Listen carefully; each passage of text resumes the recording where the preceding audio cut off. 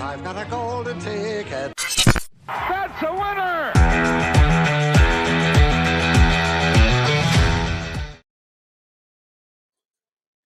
Good morning, everyone. We're live here at DraftKings at Casino Queen. My name is David Sharp, and right to my direct right is Clemson. John, good morning, John. Morning, David. Are you awake today? Oh, yeah. It's 9 These Saturdays you got to be awake for. We waited all summer to be here. It's 9 a.m. Central Time here in St. Louis, Missouri. We're right across the river at DraftKings at Casino Queen. This place is starting to get a little busy this morning. Yeah. They're starting to pour in early, and they'll start pouring in for the 11 o'clock game soon too. I see those juices getting ready to flow, and It's we got one guest today from a representative from DraftKings here at Casino Queen is going to come on with us in the 10 o'clock hour. His name is Nate Johnson. Looking forward to talking some college football with him. Yeah. These guys are great at helping with any type of bets or anything like that. So it'll be great to have one of them on. Yeah, so you'll have a chance to spend some time with them a little bit after the 10 o'clock hour. But before that, we're going to start off the show today. We have to talk about the Cardinal game yesterday. I don't even know really what to say, except I have to blame the manager, right? I think it's, for the most part, all on him. Well, yeah. Helsley looked like he was losing it there. Yeah. He lost his control, obviously. Those balls were kind of, you're playing the infield in. It's a hard hit ball. Just one of those things. If you play the infield in and it's a hard hit ball, good luck controlling that ball off the bat. It's one of those unfortunate circumstances. So Cardinals got to bounce back today. Hey, take it one game at a time. Win today, and Friday doesn't matter, right? Yeah, but you take out a starter in the sixth inning, right? You take out the starter who has a 2-hit shutout with only 75 pitches. He went to all his relievers basically an inning early. I don't understand that move to begin with. And you need, with Helsley injured, why would you want him to do 2 innings? Right. Right. Marmal's done a lot of weird things where he's went back and forth with the bullpen this year, where Helsley and Gallegos and Helsley and it is his first year. It's his very first year. So, and Jordan Hicks looked like the movie Major League, just a bit outside. I mean, with 2 wild pitches. I mean, they were wild. They weren't even close. Yeah. He got out of the inning. I don't know. It worked. If Jordan Hicks could find some control, I didn't like trying him out as a starter at the beginning of the year. I think the kid's got amazing stuff. If he can find some control, that's probably said for a lot of pitchers, though. That's the big if they could find some control. But, you'd like to see Hicks healthy. I don't know if he's 100% healthy. Yeah. But, Marmal's first year, and, win today, and Friday doesn't matter, though. Well, we got tonight. Cardinals are minus 175 this evening. That's a big line. I don't like it. I don't like minus 175. We've got, if you minus a run and a half, let's see. Phillies minus run and a half plus 150. Yeah, that's 150 plus 150. What do we got for the run line? The run line, plus 150 for the Phillies, minus run and a half. I think it's the other way around. I don't think they have it printed correctly, but I'll let you look at this. But right here. The money line is. There we go. Cardinals, there we go. Yep. Yeah, Cardinals are minus 175. Minus Money line. That's got it. That's got it. It's minus 1.5 is minus 175. Yeah. Right. Exactly. They're plus 100 on the money line. Correct. So that's what it is. Yep. They got 6.5 separate. total too. Yeah, 6.5 total. What do you think about that total? I don't like taking either over or under. I don't like taking it, but if I had to, if they're making me take it as the one bet of the day, then I'm probably leaning over. That's what I'm liking. Especially with the Phillies bullpen, Cardinals bullpen. Starters have been up and down too lately. So I would take the over. The only thing that I have to mention with that is the Cardinals don't seem to give Michaelis run support. Yeah. So if I was going to wager on the game, I probably wouldn't take a side. I would take the over, but it wouldn't be a big wager for me. But that would be what I would be sweating out of the game is 6.5. It's my only fear is the Cardinals in the past haven't given Michaelis much run support, but I do like a little bit the over 6.5 run. I did have an interesting bet yesterday with the Cardinals Phillies game. All right, lay it on me. I had a live bet. I think I took it in the 4th inning. I took over 5. It shot down because they didn't score. So I took over 5, and then the 5th inning they didn't score. It went to 4. I took over 4, and then they didn't score again. I took over 3. Over 3 again. I took 2 over 3 bets, and then I took an over 2.5 bet. So I'm sitting here like, oh, it's 2-0 in the 9th. I need the Phillies to score for the old betting line. Yeah. So needless to say, I swept the board on over 2.5, over 3, over 3, over 4, and over 5. Wow. Swept the board. That is incredible. But, that's like you might have been one of the few people in the St. Louis area that were rooting for runs at that point, right? Yeah. You might be, I don't know, over under. I don't even want to say how many people were rooting for no more scoring. Well, in St. Louis, Missouri, everybody was rooting for no more scoring except this guy. Yeah, except this guy right here. Yeah, well, that's a great thing about you don't have to take a side, right, when you're gambling. Yeah. Yeah, so you're just take that total. It doesn't matter who wins. That's right. That's right. All right, we're moving on. All right, little bit of a poker scandal going on. News keeps coming out. Done a little research. Man, this is really interesting. There's been plenty of scandals in the past, right? And especially with this live stream stuff. I think it's great, these live streams, but they don't allow phones in the production area, but they don't really wand them down. They don't, and not saying that's what happened. We don't know for sure. And everything is allegedly. I'm just going to say that right now until it comes out. But more and more information comes out. There's part of the production crew that actually took $15,000 off Robbie Lou's stack, and she didn't press charges when she was contacted by the casino and police about it. And it's coming to circle around. Everything that I'm reading is that there's something bigger going on here with multiple people. And once again, it's allegedly, right? Nothing's for sure, but they're finding out more and more interesting information. If you want to know more about this, Garrett Adelstein, I believe on 2+2, has a really great article with some video to kind of go over his theories on what's happening.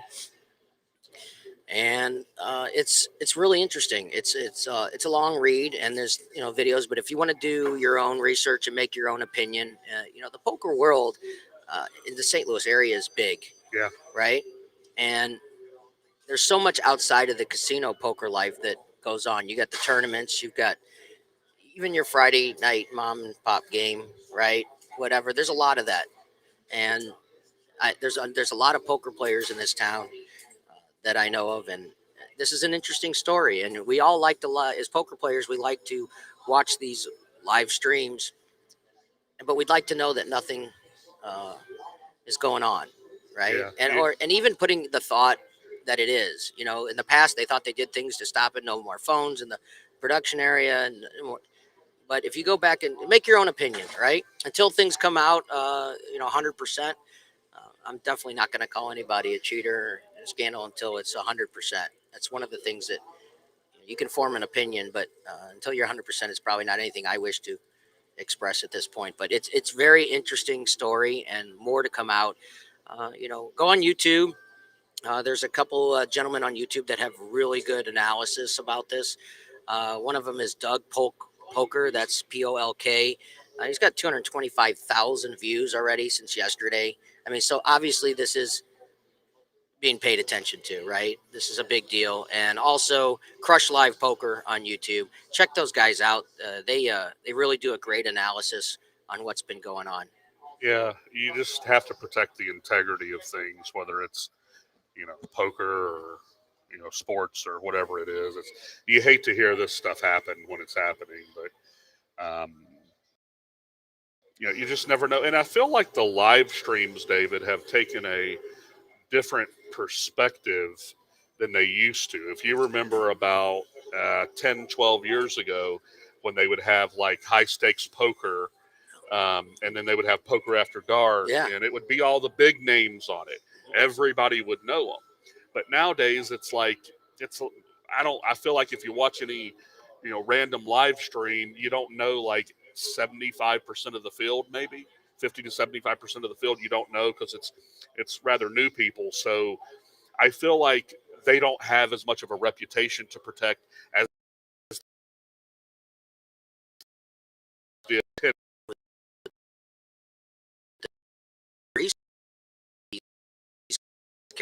character. And so I don't know. And one of the things that I would look into is, I'm not Hustler does a bad job, but I think they need to vet their players a little better. You're putting your name behind right. I mean, they're doing a great job. I'll give them a lot of credit. They're doing a great job of coming out with the information immediately. They're not trying to hide anything from anybody. As soon as they learn something, they're putting it out there for us to see and read. So that I give them a lot of credit for that. But I think going forward, whoever runs these live streams, I mean, they're fantastic to watch. I mean, they're as a gambler, and I mean, even though I'm immersed in the poker world, it's they're really great to watch, even for the average Joe. And now the average person who just comes along and starts watching it, likes poker. Now you got to worry about if there's something going on. So it's a shame this has happened. But as far as the Hustler Club goes, I mean, I would think in the future they're going to have to vet who's allowed on the show. I would think that you'd want to do that, right? Yeah, absolutely. Any tarnished reputation that somebody has in the past, they're just not going to be allowed.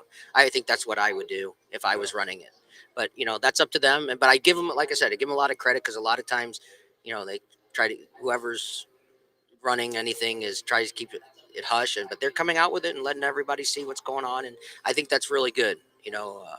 Transparency is important in something like this. Yeah. All right, let's move on to something a little more fun, right? And something a little more positive. Let's talk about the entrance to the Clemson game. Oh, yeah. If you guys didn't see that last week, just incredible. The NC State game was the game of the week last week. College game day there. If you haven't seen it, then, look it up on YouTube. Well, let's do that. Let's look it up. What are entrance to the stadium? All right, I'm going to look it up incredible. Right now. So the way it works is they board buses from the west part of the end zone, right? And then they'll ride the buses with a police escort all the way around to the east side of the end zone with 85,000 people just screaming their lungs out, waiting for them to get off the buses. And then you see the first person step off the bus, Dabo Sweeney. Dabo leads them on to the Howard's Rock at the top of the hill. And then they fire the cannons and then run down the hill into the stadium with 85,000 people just cheering them on. Well, it's crazy. I'm looking at this right now. You can look it up on YouTube. Just use it under the search button, Clemson entrance video. And the first one that comes up, this is incredible. It's showing exactly what you're saying. 590,000 views. Oh, yeah. And that's just in the past couple of, 4 or 5 days or so. Yeah, that's crazy. Oh, yeah. 590,000. There's not that many people where you come from, right? There's only 15,000 15,000, and they get 85,000 that come to the game. Where's this coming from? It grows on you, David. I mean, you're growing on me. You're growing on me. I'm going to start wearing this stuff pretty soon. No, I'm not really. But, I mean, if you bought me one, I would wear it, right? Yeah. You might have to. I mean, when you go there, you're going to a game next month, right? Yeah, we're going to go to the Louisville game. So is that at Clemson? Yep, it's at Clemson. Now, we're going to try to set up a live feed. That's Saturday morning. Absolutely. I'll be here. You'll be there. And you're going to give us a little view of what it's like to be at a Clemson game. You've been talking about it for years with me, and I got to see it for myself, right? Yeah, we'll have. I want to see it through the eyes of you. Yeah, we'll have some content from Death Valley. We'll give a little shot of Howard's Rock in the Hill and. What's Howard's Rock in the Hill? You can't just say it. What is it? Yep, Howard's Rock was a rock that was brought from Death Valley, California, and for those that don't know, Clemson Stadium is called Death Valley. So a previous coach coined it Death Valley back in like the 40s and 50s. He said, "Well, that's where I take my players to die every year because Clemson would beat them so bad." So that's why it got the name Death Valley. It is the real Death Valley, not LSU, by the way. So do you know how LSU got the name? I don't know. They stole it from Clemson and just thought it was a good idea. Of course, that's what he would say. That's what everybody does, Yeah, of course, that's what you would say. Dabo coined the all-in mantra, and then every coach in America started stealing the all-in mantra. Yeah. So who said? Wait, hold on, Russell. What? Peter who? It's on the screen. Well, I have to get to the screen. I go under chat, right? All right. Oh, hey, what's up, Phil? Hey, how you doing, my man? Thanks for tuning in. Yeah. All right, so LSU. LSU steals Clemson's Death Valley stadium name. And then everybody steals All In from Dabo from 2008. He was the first one to use All In 2008. But yeah, it's Howard's Rock came from Death Valley, California. And then they brought it to Clemson, and he said, "Get this." They put it in Frank Howard's office. He was an old coach back in one of the more famous coaches in Clemson history back in the 40s, 50s, 60s. And he said, "Get this rock out of my office. Throw it in the lake or do something with it." And one of the coaches put it at the top of the hill. And Frank Howard's famous quote to this day is, "If you're going to give me 110%, you can rub my rock. If not, keep your filthy hands off my rock." So that's the famous quote to this day.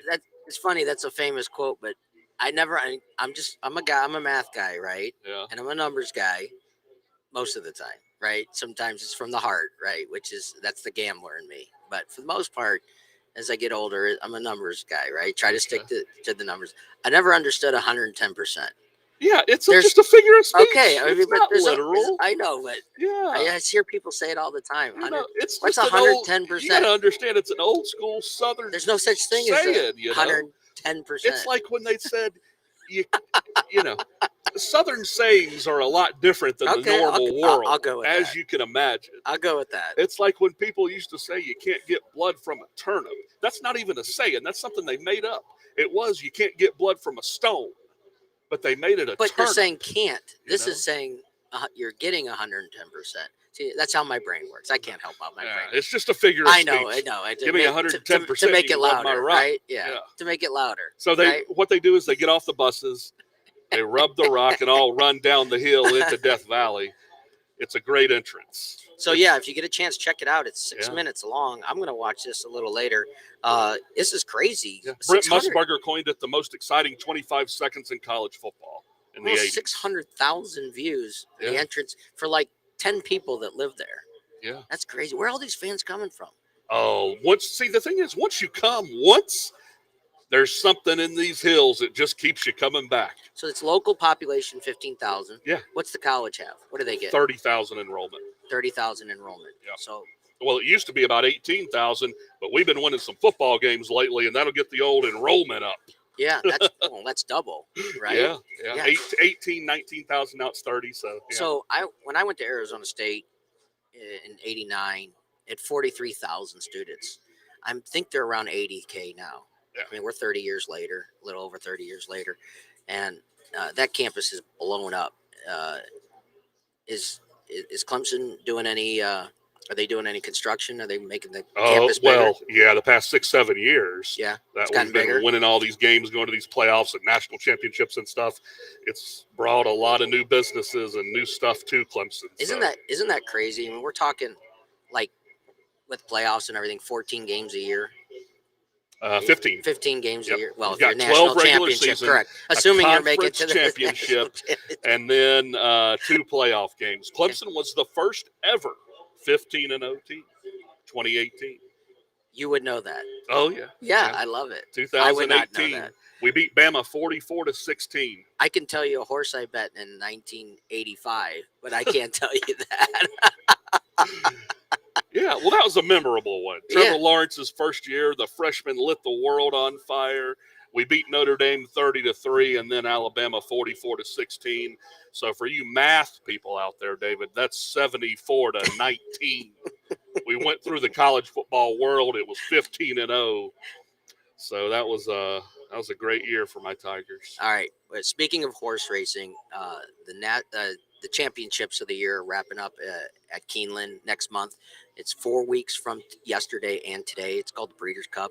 We're going to be doing a special edition show with some really big time TV guys. And I know James Scully is going to join us from twinspires.com. He works for Churchill Downs. And these guys are going to put on a show with me. And we're going to give out some picks for Breeders' Cup. And I'm really looking forward. It's a big day for me. Oh yeah. Anytime I go to the races, folks, I say, hey, David, what do you got for me? Yeah. Sometimes I'll tell you what, nothing. Yeah. And sometimes I don't like to give out picks unless I'm really liking something. And the last one I gave you went off at 13-1 and got nailed right at the wire. But I had the exacta, right? I gave your guy the exacta, and he made a little money, right? Oh yeah. Yeah. I like when things come together, because in horse racing, it's one of those things that, like in sports, it's basically a 50-50 proposition with the spread. Horse racing, man, if you're right 2 out of 10 times, you're unbelievably good. How do you usually bet? Do you just take the win? Do you do the show, place, win? What do you do? What do they have? I mean, that's kind of a true statement. I like it all. Yeah. What do I stick with? Mostly win in place. I'll mess around. We call it exotic bets. Exactas. They call them vertical and horizontal bets. So if it's just in one race, you got to win, exacta, trifecta, superfecta, which is all 1, 2, 3. 1, 2, 1, 2, 3, 1, 2, 3, 4 in that race. And so then, say that again. 1, 2. So an exacta is first and second. Yep. And you can box it, come in either order. Trifecta is first, second, and third. Superfecta is first, second, third, and fourth. Oh, that's so that's really hard, but they pay. Big. It does. So, but I try not to really go any further than the trifecta, because it's a big investment. You can bet it straight, but it's very hard to hit. So I also they call them daily doubles, which is the winner of 2 races in a row. So now we're going across, right? Mm-hmm. So I like pick 3s, pick 4s, and those are all winners of consecutive races. So they do rolling pick 3s. A lot of tracks will do rolling pick 3s, which means every race starts a new one. So I enjoy betting the payoff. The more races you go, there's pick 3, pick 4, pick 5, and even pick 6. I don't mess around with pick 6. Those tickets get way expensive, and unless I get a big pool of people to put money together, right? And on these big days, it's really worth it. These tickets pay enormous. There's a lot of value, and we talk about value a lot when it comes to gambling. And horse racing, a lot of people don't know, bring a lot of value. You don't play against the house in horse racing. You play against other players. It's like playing poker. The house just takes a rake. So they get their guaranteed money, and then the rest is the players decide the odds, right? So if I see how much money's being that put is in. correct. Yeah. So if the line maker, let's say, makes the horse 5-1, that it really has nothing to do with the public. It's just a guess on their part, right? So it's an educated guess, like the line makers in the NFL, but the bettors still swing the odds in the casino, but the house banks, DraftKings banks, they bank the bet, right? In horse racing, the track puts up what they call pari-mutuel pool. So everything we bet, let's say we bet $100, and the house just takes their 15%, and the rest is distributed on who bets what. So that decides the odds. So on days like Breeders' Cup, Kentucky Derby Day, there's big races every weekend. But on the big days, there's millions and millions of dollars of what I call, amateur money, right? They bet the names, they not as educated, and there's discrepancies in the line that somebody like me could take advantage of. Give me that horse because it looks good. Right. Yeah. Right. Yeah. I mean, well, I like actually, the way it's walking. But that goes in the handicapping process. We can give out all the picks we want 2-3 days in advance, but when it really comes down to it, I'm not making my bet until I see the horse on the track. And it's very hard to give out your picks in advance. When somebody says, who do you like for Saturday on a Wednesday? Well, I'm probably not giving out my picks till I see the horse 10 minutes before the race, if we're going to take it ultra serious, right? But yeah, I mean, I get asked every time, there's racing going on, any big races, who I like. I mean, I don't give out too many. Why don't you give me a pick every single race? I mean, because there may not be value every race. Now, when it comes to the Breeders' Cup, do I kind of throw that out the window? I'll give you, for instance, I'm going to bet every race in the Breeders' Cup. How many races are there? There's 14 Breeders' Cup races, but there's 12 races usually each day. They have other undercard, what they call undercard races. They're still big stakes races, but they're not Breeders' Cup races. And the Breeders' Cup's in Lexington this year. It's at Keeneland and Lexington this year. And I don't know. I'm gonna tell you is that I will have my picks, and I will be betting every race. But if I like something, and James Scully likes something, and Nick Hines from TVG likes something, and Dwayne Colucci from the Rampart Casino, these guys live it every single day like I do. And if we all four agree on a horse, I guarantee you my bet goes up 10 times. Right? Yeah. And now whether the horse wins or not it's just part of the process. And I love to say as a gambler, trust the process. We like to say that, right? Trust the process. And so what is the process? Well, everybody has their own when it comes to gambling. Is your process listening to a show like this, or listening to a professional handicapper, or do you actually get in there and do the work yourself? Either way, it doesn't matter. Whatever the process is that you use, you have to trust it, right? So right. when you have handicappers all agree that you respect and all agree on something, that's the time to fire it off.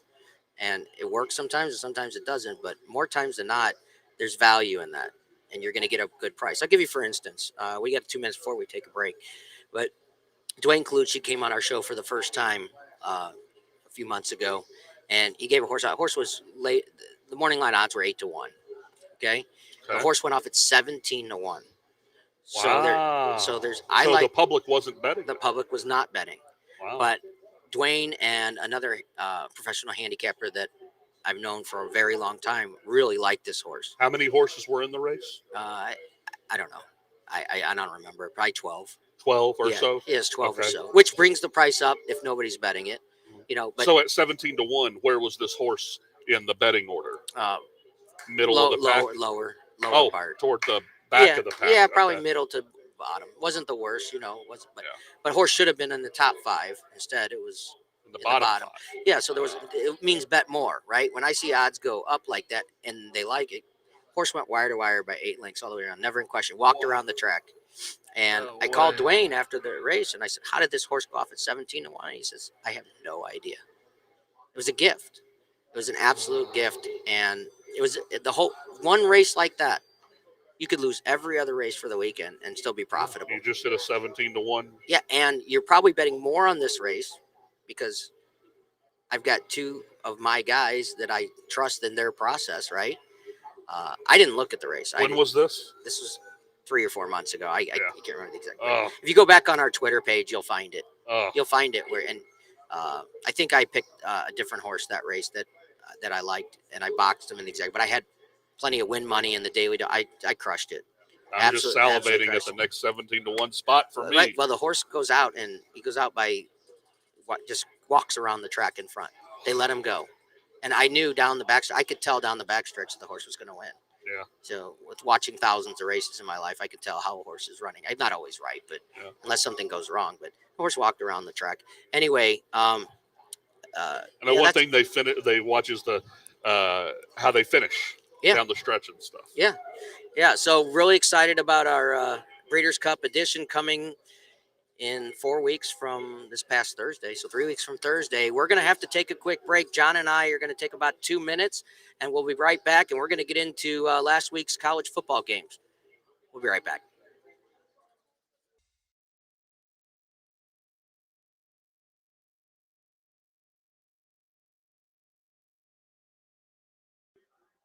Welcome back, everyone. My name is David Sharp here with Clemson John. We are live here at DraftKings at Casino Queen.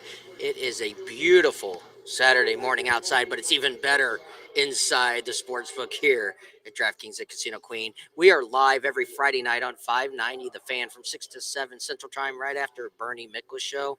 Man, that's fun to do that radio show too, man. That's a good time. Oh, it's a blast. They've got a wonderful studio in Kirkwood. Yeah, it's a bunch of fun. Unfortunately, yesterday, man, I actually have a real job too. Unfortunately, man, I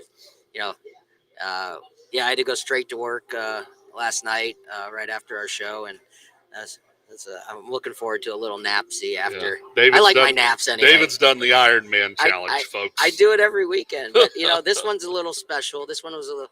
Yeah, I didn't get to bed till about 3 o'clock in the morning, and but I'm so excited to get here. I'm so afraid of oversleeping, so I have my wife. She's like, I don't really want to get up at 6:30 on Saturday mornings. She gets up every day. With our daughter and the dog, and I'm like, because I work late nights, and so I'm usually sleeping in, and she has to get up early on Saturday anyway with the dog and the daughter, but not 6:30 early. But she does it to make sure that I'm awake. And she says every weekend, she says, you're already up 5 minutes before I wake you up. I said, it's going to be that one time that you don't do it. Yeah. That'd be like, he comes going to be here. And Russell, how you doing over there? I'm going to be MIA, right? Hey, this is Russell Sides, everyone. He takes care of all the production, and we thank him so much for what he does, and couldn't be here without him. So appreciate you, Russell.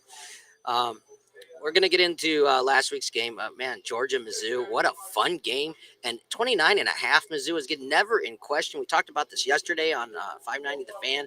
How much fun was it to be a Mizzou fan last week for about three and a half quarters? Yeah.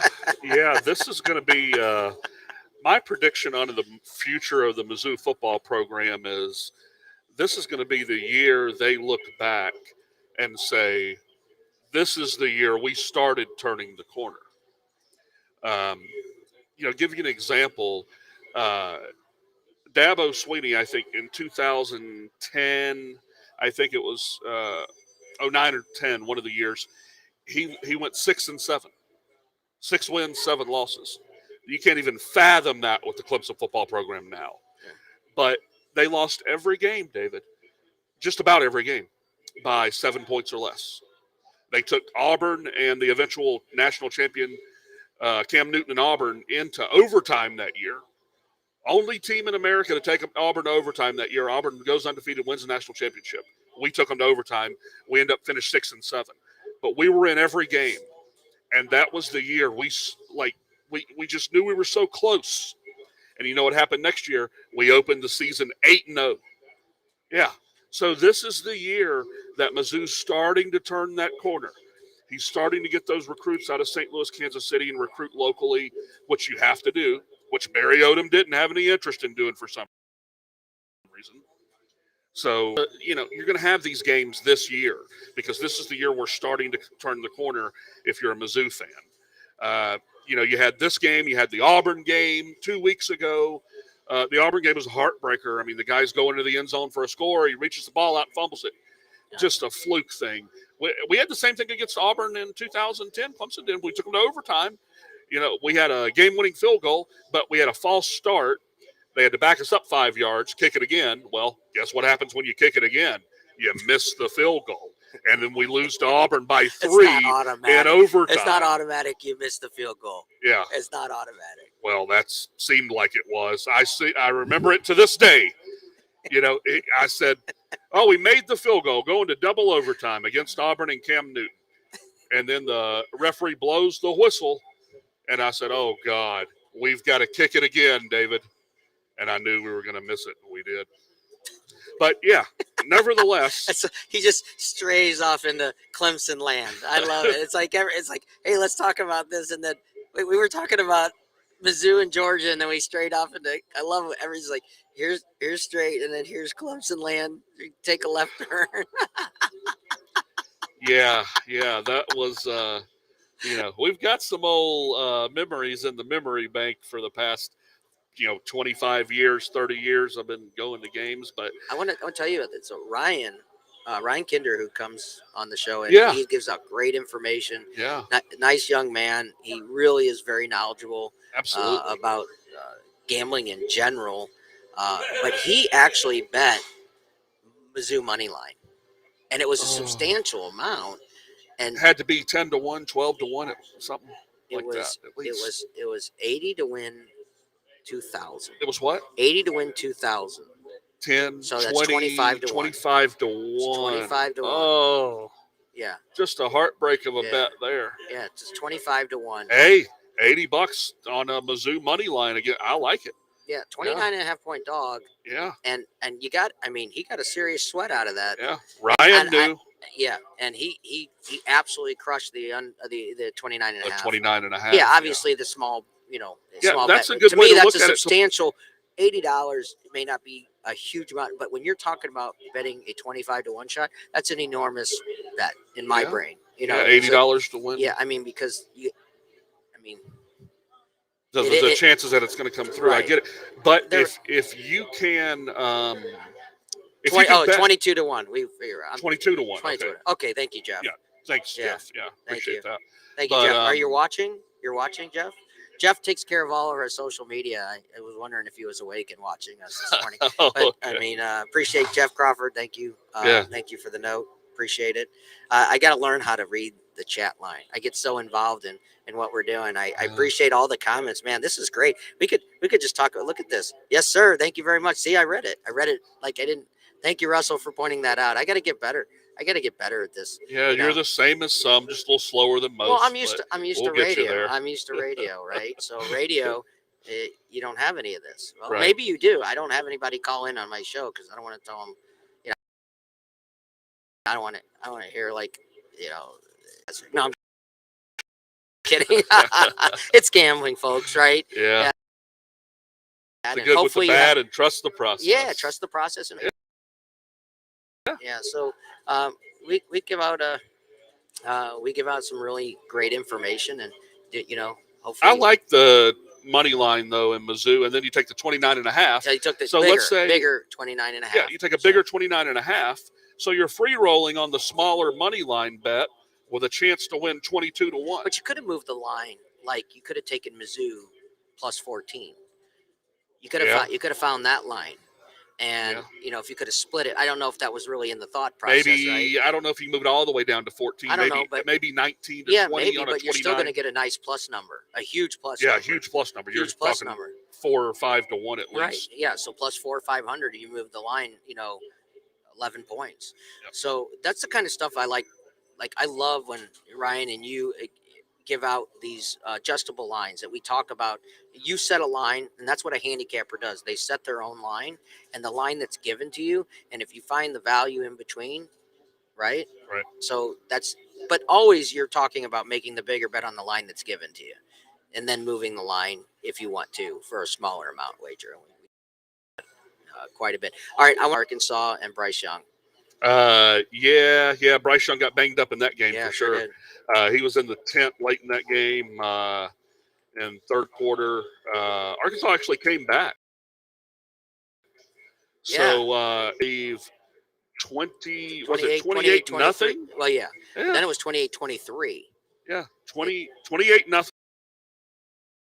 And then it was 28-24. I stopped watching 8-0 as the 17.5 points. I'm like, oh, there. Oh, here we go again. Right? Another Bama blowout. Yeah, then I see, I look at the screen again, and it's 28-23, and I'm like, oh my gosh, they're going to cover.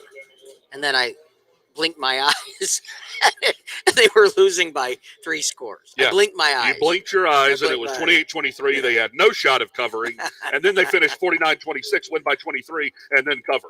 So it was an obvious cover. Hey, not so fast. We're not even going to have a chance to cover. Right. And then here we go. We're going to cover. So it was a back and forth. Is he going to play this week? Game time decision. Okay. I looked this morning. I couldn't find anything that said Bryce Young was going to play. Who's their backup? Huh? Who's their backup? An athletic kid. Go ahead. He came in the Arkansas game and made some plays. They obviously score 3 touchdowns in the fourth quarter with him. So, they're going to be able to make some plays because of their skill positions without quarterback. But, Bryce Young's the straw that stirs the drink in Tuscaloosa, Alabama. So I think one thing that they've got to – Jalen Milroe, yeah. For starting role against Texas A&M after Bryce Young injured. Okay, do you know anything about him? It's a game time decision, but do you know anything about this kid? They're going to want to get Bryce Young in the game. I know that. Jalen, do you know anything about this kid? He's not much of a passer, more of an athletic kid. I think he'll be able to hold down the fort, and they'll be able to tread water until Bryce Young gets back if he doesn't play today. All right, I want to find the spread on this game. 24. So they even put a spread out without a game. Wow. So if you knew who was playing, Yeah, Texas A&M's going to Tuscaloosa. A&M's just awful. This has more to do with how bad A&M is. If you can set a line. Normally, there's no line until they know who the quarterback is. Normally, they shut down the line until you know who's starting quarterback is. But they're letting you bet with. Well, he's listed. He's been listed as a game time decision all week. But I'm just saying so you don't know who's going to play, and they're still letting you bet the game at -24. That's what you're saying. It's more about. They'll do in that situation. We had this earlier in the year, second week of the year, I believe. Sam Hartman for Wake Forest wasn't playing, and then the night before, the Saturday morning, they announced Sam Hartman is going to play. So when they said Sam Hartman's going to play the starting quarterback, it moved from -6. Wake was -6. It moved all the way up to -13.5. So it was a 7.5 point swing because Sam Hartman's going to play. Now, if they say Bryce Young's going to play before this game starts, that line's going to move to 28.5. At least, I would imagine. So right now, if you're gonna bet Texas, right? Texas A&M. No. You know what I'm saying? If you are, you're gonna want to wait. If you are, you're probably going to want to wait because it's not going to get worse. 28.5. Right. It's not going to get worse. That's what I'm saying. It's not going to go down from 24. It's only going to go up. So yeah, if you're going to take a stab at A&M, which I can't touch them, they are just awful. This Max Johnson's out, who had been playing quarterback for them. They might have the freshman playing at quarterback. I don't know. What Texas A&M's just awful. They ran their mouth all off season about the recruiting class and all these players they're getting, the 5 stars this and the 5 stars that. A&M's just laid a donut. They lost to App State. They lost to Mississippi State last week, and the final score was 40-something to 20-something, and it was worse than that, David. So A&M is just awful. Bama could beat them 49-14. So yeah, I'm not touching. I don't trust A&M. Okay. So yeah. Well, I know is that hard for you to say that you like Alabama in a game? Is that hard? No, it's not hard to say. Clemson fans don't hate Alabama. That's the one thing that is like a misconception on the national stage. I had that conception. I know it's a misconception outside. You want to walk? We played Alabama, We played them in 15, 16, 17, 18. We played them, 4 years in a row. And we had those, classic battles with Clemson, Bama every year. But, yeah, Clemson only hates South Carolina and Ohio State. Okay. Listen, we're going to get back to college football, but I want to mention this while we're here. Next week, Frank the Prodigy we're going to talk MMA with him. Man, that's going to be really exciting. I can't wait to have him on because there's a huge card on the 22nd, 2 weeks from today.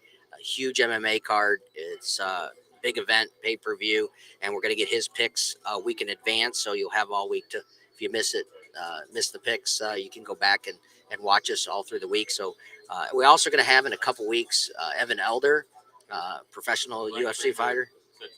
Okay. Thank you very much. I appreciate it. Thank you. Thank you, Brian. I will. Hey, Brian Kramer, what's going on, my man? I can't believe you're awake at this time, but thanks for watching. So, yeah, we're going to have Evan Elder on. I can't wait to have him. He's a nice young man. He's 7-1 in his career pro fighting.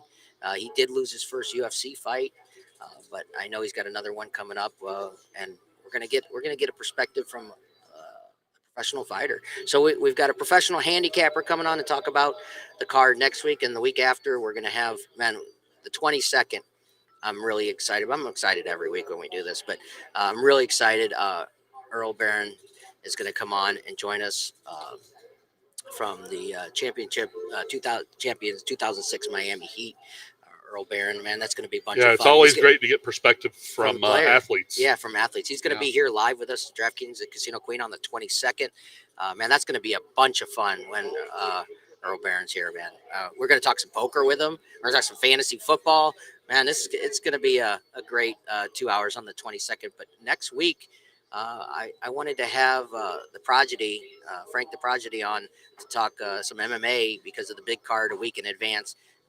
So we can get our wagers in for, and then after John, the MMA card on Saturday night when it's all nice and quiet, you can bet some ping pong, so you can sleep well. David and his ping pong. You know what? You might actually like it. Have you ever watched these guys play ping pong? It's absolutely amazing.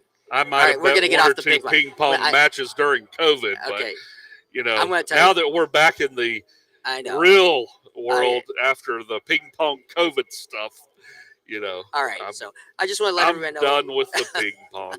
I just want to let everybody know what we got coming up, man. We got some really neat things coming up in the next few weeks, and then followed by the Breeders' Cup, man. It's all kinds of. We got every sport is going to be going at the end of this month.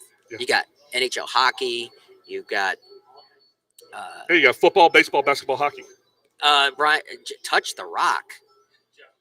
Yeah, touch the rock. Touch the rock. Yeah, touch the rock. Have you touched the rock? Yes, I've touched the rock. I've been to games for 25 years. You're allowed to touch the rock? Yeah. You give 110%? The student section. Yeah. You give 110%? You absolutely do. You better lose your voice by halftime, David.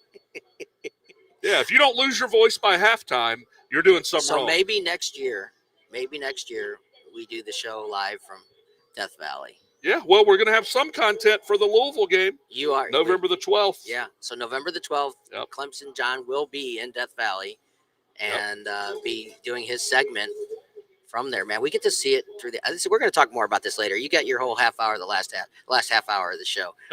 We'll get to that. But yeah, Jeff, I like it. Touch the rock. Touch the rock, baby. Yeah. In about 10 minutes, we're going to take a break, and Nate Johnson from DraftKings at Casino Queen, very nice young man, is going to join Clemson. I'm going to step away for about 10 or 15 minutes. Let you guys get into some college football, and that should be a bunch of fun. I'm looking forward to seeing you guys have a little chat. Yeah, let's make some money this week for sure. Yeah, let's make some money. I mean, that's what we're trying to do, right? Have some fun. Let's have some fun, right? You know what a ticket does? Well, I waited all summer for this, so I have fun every Saturday. You know what? When you go to the kiosks here, or you go to the counter and make a wager, and you're on your way here, and it's just so exciting, right? A new week, you start over. Last week was last week, right? You start over. Or yesterday was yesterday in my case.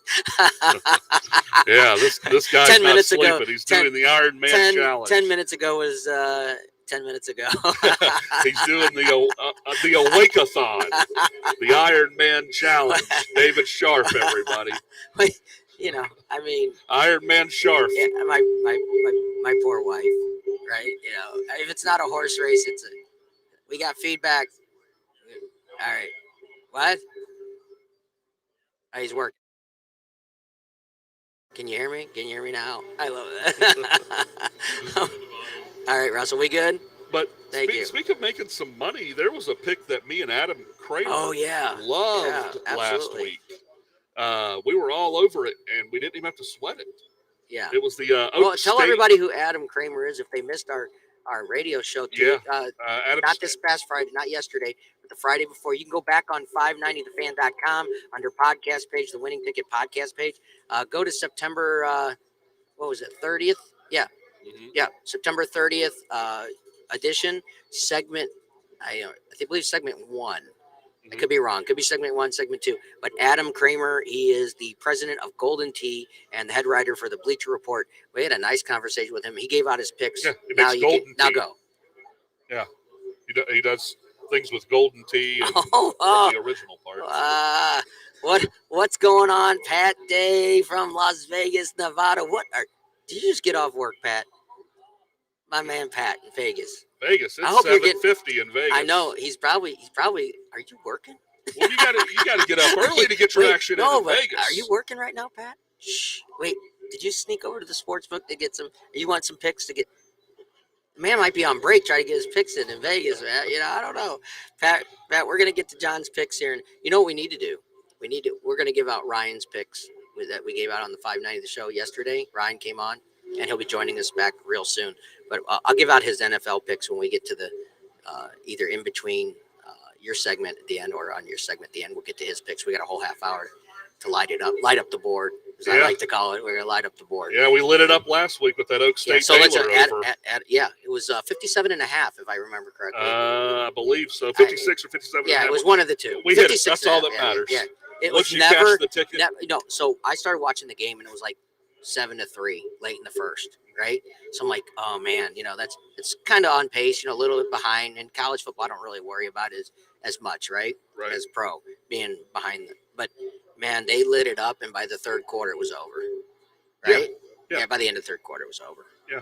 Didn't even have to sweat it, so yeah, made some money there. Man, I got to get used to this. Is great. I love the interact. I'm old school, man. I barely know how to send an email. Russell had to teach me how to send an email. We'll get you there soon. I'm gonna tell you, it's kind of true. I don't even use 99% of the functions on my smartphone. I still have a iPhone 7. Yeah. I'm an Android. Are you? I don't like iPhones at all. No. No. I wouldn't want to switch. I'd be afraid. I'd still be good with a flip phone. Oh, Yeah. I wouldn't be good with that. Yeah. You can do anything on a flip phone. Well, yeah, I drive here to make my wagers. Yeah, absolutely. Yeah, you couldn't do much on that Oak State Baylor lookup on the flip phone. Well, that's true. That's true. I mean, I know how to. That's all. That's all I got. What do we got? We got 5 minutes before we have this nice young man coming on to join us. Nate Johnson from DraftKings at Casino Queen is going to join us, and he's going to talk some college football with Clemson John. What do we got for 5 minutes? Yeah, I just want to talk about Kansas. They're undefeated, and they're upgrading their football facilities by $300 million now. Was that just come out after they're 4-0? They just decided to spend $300 million. I bet it was in the works before this. You're going to tell me they just decided overnight to spend $300 million? That's the way the Clemson Tigers did it, my man. $300 million. Oh, wait, you know what? Yeah, we'll just find $300 million. Go find it for football. We're 4-0. Hey, the boosters pay. You win, and the boosters start paying. Hey, I got a little tip this morning from a buddy of mine. Says the dream is over. Said the Kansas dream is over today. They're losing today. Yeah, I mean, it could be. But their dream, when you're the Kansas Jayhawks and you're, is it 4-0 or 5-0? They're undefeated. Yeah, they're 4-0. When you're undefeated in week 6 and they're getting points football, today. And they're going to be getting points for the rest of the year, I guess. Everybody's disrespecting them still.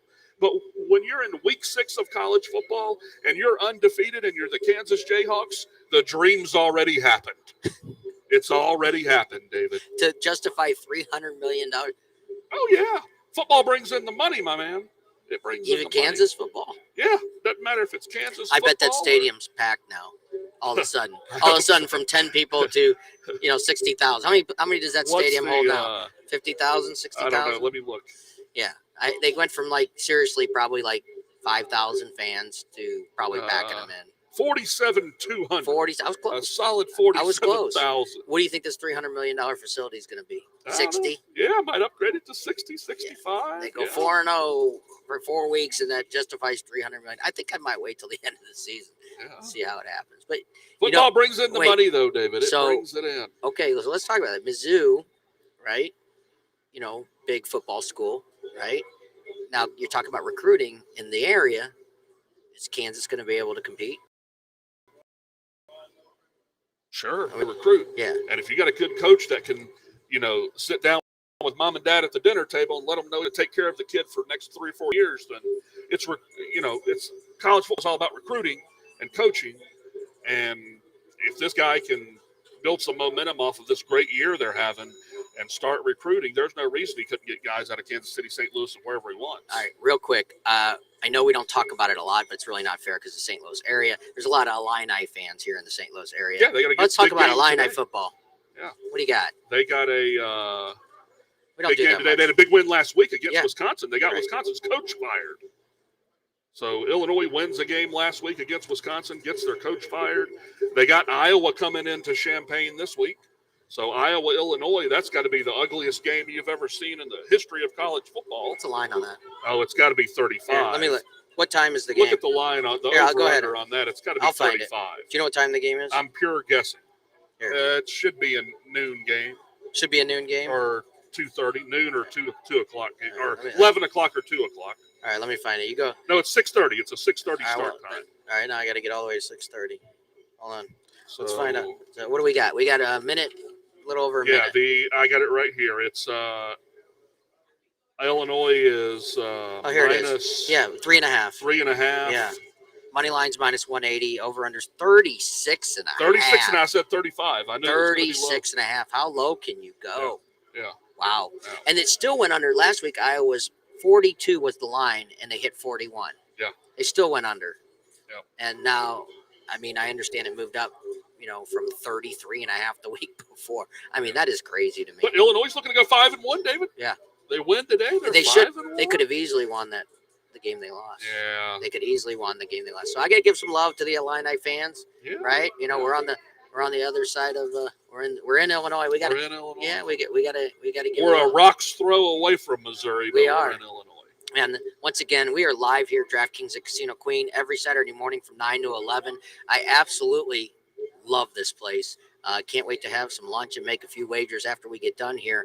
We're going to take a quick break in just a second. We are on every Friday night on 590 The Fan from 6 to 7 p.m.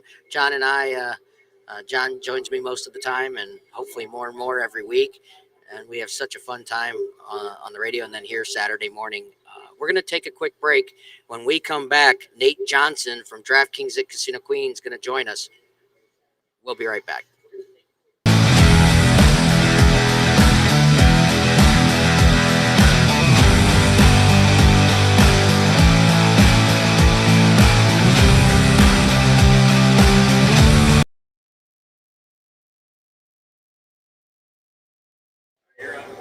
All right, guys, welcome back to DraftKings at Casino Queen. We are live on a Saturday morning.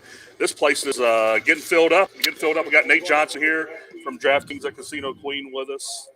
And, what a week we had last week. Yeah, great week. Every week in college football is exciting. Different upsets happen every week. So, yeah, the way I look at it is you wait all summer for it, Yeah. You've got July and it's baseball. It's like the middle of baseball. Yeah. And you got that, second or third week of July where it's the All-Star break and there's nothing going on. Nothing. Absolutely nothing. For football to get here. And then, August and in the beginning of September, it's like it's finally here, Yeah. No, definitely. For sure. Yeah, definitely. Week 5 was great. I know one thing that, Illinois had a big win, 34-10, beat Wisconsin. Wisconsin fires their coach. We just talked about that, but the Illini, 4-1. They look fantastic. Brett Bielema has really got him running. He thrives when he's playing Big Ten football. He tried to bring Big Ten football down to Arkansas. It didn't quite work out for him, but I think especially with the way he likes to run his offense, running the ball real hard, big offensive line, quarterback, the quarterback's a little mobile, keeps everything going, everything moving. The quarterback was a transfer from Syracuse. Yeah. Help me, DeVito, yeah. Tommy DeVito, I think. He plays fantastic. With that kind of offense, especially, you don't have to have a quarterback that's a world beater. You just have to have a quarterback that gets you a first down here or there, can make the throws when you need the throws to be made. So you really just need that extra spark, and I think U of I's been missing that, and I think they've finally gotten to that point where things start to seem to be clicking. I guess we'll get a better look at them tonight against Iowa. A little bit step up, but I guess they said that about Wisconsin last week. So yeah, well, Iowa, that's got to be the slowest game ever tonight. Yeah, it's definitely. The line's 36.5, and Iowa, Illinois. That's I bet if the first, I hadn't looked yet, but if the first quarter is 7.5, I'm all over that under. Yeah, no, for all sure. Over under 7.5 first quarter. For if I sure. can get it. I hadn't looked for yet. sure. You might want to check that out, folks. First quarter total on Iowa, Illinois. But yeah, if they can get past Iowa today, the Illinois schedule breaks out kind of nice here. They got Minnesota at home. Minnesota's going to be tough if they can get that Ibrahim running back. He's one of the best running backs in the country. Yeah. He didn't play last day. Looked awful against Purdue, and they missed Muhammad Ibrahim last week. So yeah. Minnesota's come to Illinois, and then they got Nebraska. Nebraska's a mess. That's a win. Michigan State comes to Illinois. So the next 4 games look nice for Illinois. They got home Iowa, home Minnesota. They go to Nebraska. Nebraska's a mess. Yeah. And then they come back to Champaign to go Michigan State to Illinois, Purdue, Illinois at home. So it shakes out nice for the Illini. We'll see what happens with Bielema and DeVito. But you were right. If with DeVito running that kind of option offense, it just needs like a gritty kid that can get in there and just, get it 3-4 yards at a time. 3 yards in a cloud of dust, as they would say. Yeah. But, yeah, Illinois is looking nice.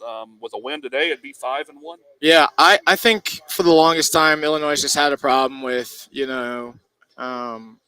at the quarterback position. I think a lot of the times they get like a pocket passer kind of guy, and he can't do the extra things that you need to get done for him to make it work, and it just doesn't work for him. Yeah, I know. The next thing that comes to my mind is, Tallahassee, Florida. If you guys are watching, turn away because it wasn't good for you last week. No, it wasn't for sure. Not good. They were 6.5-point favorites against Wake Forest. They looked awful. Yeah. Wake won that game, I think, 31-21. 31-21, yeah. And it wasn't even that close. No, yeah. Honestly, I think Wake Forest is just like a sleeper team for, I think, with that quarterback being, I don't know where he's at age-wise or anything, but he plays fantastic. Took Clemson to the wire. Yeah, it seems like Sam Hartman should be like a seventh-year senior by now. It yeah. seems like Clemson has faced him, year after year after year. So I've heard Sam Hartman's name for it feels like 7 years. Yeah, no, I think he plays really well. I think playing Wake Forest is always going to be tough, just especially because they can put up points. They've been putting up points, and I don't think that's going to change. I think Florida State might struggle again this week against Wake Forest. I think, I wasn't super impressed with Florida State when I saw them play my team, LSU. So, they're gonna give up points. They're gonna give you opportunities. So just see how Wake takes that going into this week. Yeah, Florida State's been on the fortunate side of a lot of bounces this year. Yeah. The LSU Florida State game was it felt like two teams trying to find their identity. Yeah. With new coaches and then, with Brian Kelly being at LSU and then Norvell trying to figure out whatever he's going to do at Florida State. Yeah, for sure. But that was a crushing loss. Florida State's got NC State this week. They go to Raleigh, North Carolina. NC State's -3.5. So, it's not looking good for Tallahassee losing that game the way they did. They're at home. They're favored. They lose by double digits. And it was a lot uglier than 31. I don't know what's going to happen with Mike Norvell, but there's a lot of alumni in Tallahassee, Florida that's going to be trying to – Deion Sanders wants to get out of the middle of Mississippi and come back to Tallahassee. Yeah, sure. I don't know about that one either. Because, they passed up on Deion when they had the opportunity to get him. So, that's why he's in the middle of Mississippi, So, if they would have picked him up when they had the shot, he wouldn't be at Jackson State. Maybe they would be the ones getting those 5-star recruits instead. Deion gets the job at HBCU in the middle of Mississippi, and then he takes the number 1 recruit in the country, Travis Hunter, from Florida State, and says, "Come play for me, kid." Yeah. I mean, like it's it all rolls downhill. How that kind of works. Yeah, that's for sure. But it's ugly for Florida State. You guys. So I don't know, what's going to happen with the Seminoles, but big win for my Tigers last week, though. Yes, yeah. Big win for Clemson last week against NC State. It looks like DJ's finally got it figured out. Yeah, a little DJ bit. Might be playing as good as he can right now. Yeah. He's fine. He lost 30 pounds or so in the offseason, got a little quicker.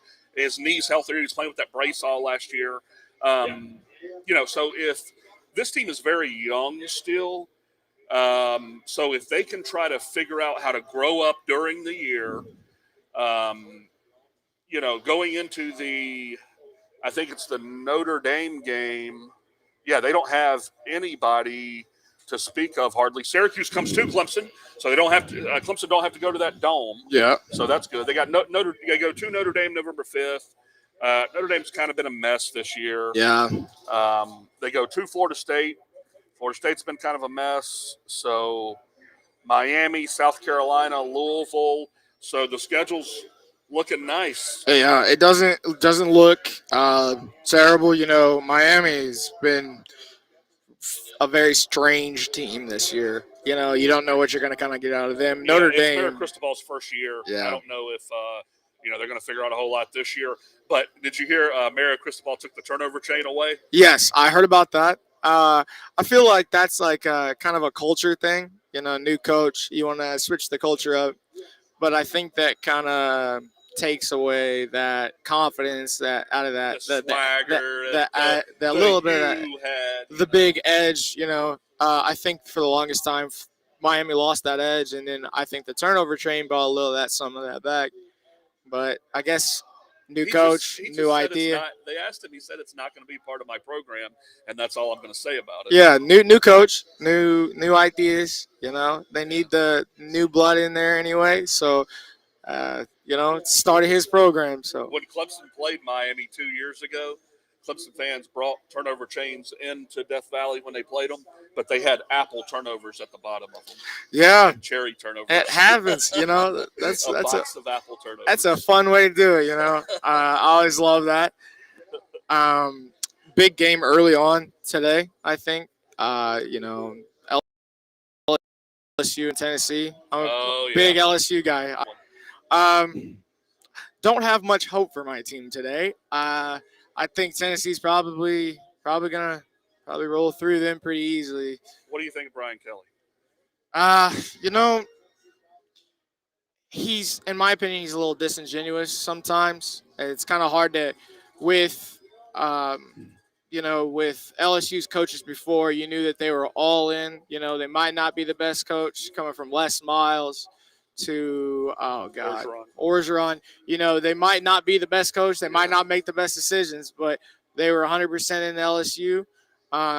That's yet to be seen with Brian Kelly quite yet, because he said he was all in. He had most wins in Notre Dame history, and he left them high and dry. So just kind of have to see with him and LSU how that's going to work. Orgeron, hometown guy, from lower south part of Louisiana, he doesn't have to do too much to go recruiting.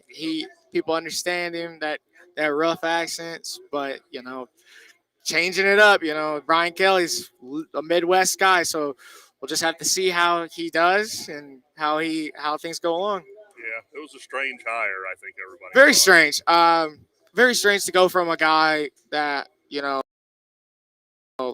could recruit really well in Louisiana, and I know he had a bad year, but it's hard to win a national championship 2 years ago and then you're out the door. Well, I thought, and I said this in 19 when they had those receivers and they won the national championship game. I went down to that game in New Orleans that year. Yeah, that Clemson LSU game, but which Nolan Turner, our safety, dropped a interception when it was 31-26, or 33-27. It was a one-possession game. Yeah. Burrow throws a slant. Nolan Turner jumps the slant, and, he just dropped it. He was going to walk into the end zone. That would have flipped that game in the third quarter. But instead, Burrow found those receivers. A.J. Terrell got burnt, and the game went in another direction late in that third quarter. But I said after that game, well, if Joe Brady's going to go to Carolina like they're talking, and these receivers are leaving, I'm like, I don't know what's going to be left for LSU. But I wonder how much of that was Joe Brady and how much of it was Orgeron. Honestly, I think it was the collection of talent. You kind of, for me being a diehard LSU fan, you kind of saw the defense coming along. The year before, they beat Georgia at Georgia. So it was one of those things where it wasn't something that surprised me. We needed a couple of pieces, a couple of things to break our way. And I think Joe Burrow had a great year that year. And he, it seemed like every time we needed a break or a lucky flip of the ball or flip of the coin, I guess you'd say, we got it that year. So, that team was crazy explosive. And, you're looking at some of them, what they're doing in the NFL now, got Justin Jefferson doing what he's doing. Jamar Chase had a fantastic year last year. Clyde Edwards-Helaire doing his thing at Kansas City. And then, Burrow, in Cincinnati, and it's like that whole team was built on top tier NFL players now. So, that was kind of our year, and it kind of emptied the cupboards, really. So it was like we threw the whole kitchen sink, and we emptied out the entire kitchen because got a national championship out of it. Yes, but I've always liked Orgeron. He's a character. Oh yeah. I'm sure you heard when he was giving the interview about coaches' shelf lives of coaches. He said some guys have 25 years, some got 10. Mine was 6. Great, had a great time. The athletic director brought me in. He said, "All right, coach, things ain't going too well." And he said, well, yeah, Ray Charles can see that. Yeah. And he said, you got $17 million left on the contract. We're going to give it to you. And he said, "Oh, okay. Well, when do you want me to leave, and what door do you want me to go out of?" Yeah. Yeah. No, he got his money. He's a great guy. He's kind of like that free going guy, and I loved him as our head coach. He brought like a different kind of energy, and it's not the same now, I'd say, with Brian Kelly, but that's yet to be seen, kind of where we're going to progress from there, I guess. So, a lot of teams now are just trying to find their identity, kind of thing, and new coaches pretty much everywhere. So you just kind of got to find where you're going to go. Speaking of a team that's finding their identity, that's the one LSU's playing. Yeah. In Tennessee. Yeah. Heupel is turning that offense around. That Hendon Hooker, man, he's a heck of a quarterback. Yeah, he's a good quarterback in that system, and Heupel knows what he's doing offensively. I think everybody thinks. But. Yeah, I watched a couple of games with Hendon Hooker and them playing last year, and they took, for the first half, they took Alabama. They were up on Alabama, so this team isn't like a surprise. You knew that all they needed was a couple more things, and now they're looking fantastic. Everything's rolling, and there's not a problem at all with what they're doing. And I'm nervous about them playing my team today. That's all I got to say. The LSU game's going to be a fun one, kicking off here in about 45 minutes or so. Tennessee first half over is the line on that is 16.5. Yeah, no, that's the way the LSU comes out. They gave up 17 quick ones to Auburn. They gave out quick points.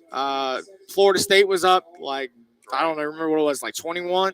So a lot of those teams, LSU, they start real slow and it catches up with them sometimes. So, against Tennessee, that's just not going to work. Speaking of Auburn, they go to Athens this week. Yes. Go to Georgia. 28 to 29 point spread.